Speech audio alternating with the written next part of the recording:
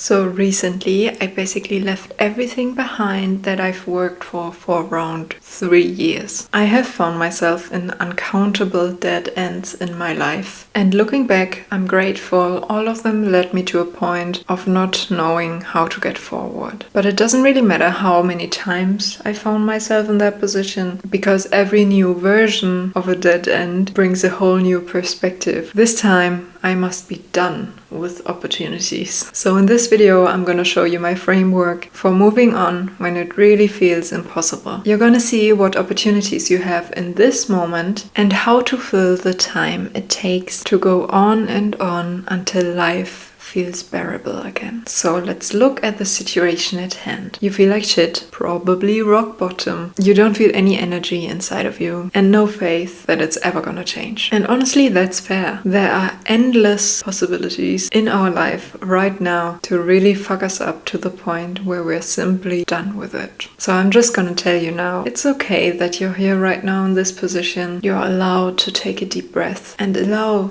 this experience. Now, to get one baby step forward, let's see if it's possible to simply lift our hands, lift our arms a bit, move the wrists around, and then go into a big stretch. So if that works, nice. That's one thing we can do that even makes our body feel a bit better in this moment. And my actual first step is always just to look at the circumstances at hand. We have experienced a shit ton of dirt to end up in this situation right now. That actually must feel like there is a big change to be made. And that can feel like having to move a mountain. But that's not what it actually is. A big change can look like just an internal decision in this moment. Maybe that's ending a relationship in whatever form to find spaces where you really feel welcome. Maybe that's finally following an inner dream of trying out a new hobby or sport. Or maybe that looks like finally allowing the decades of suppressed emotions to run free,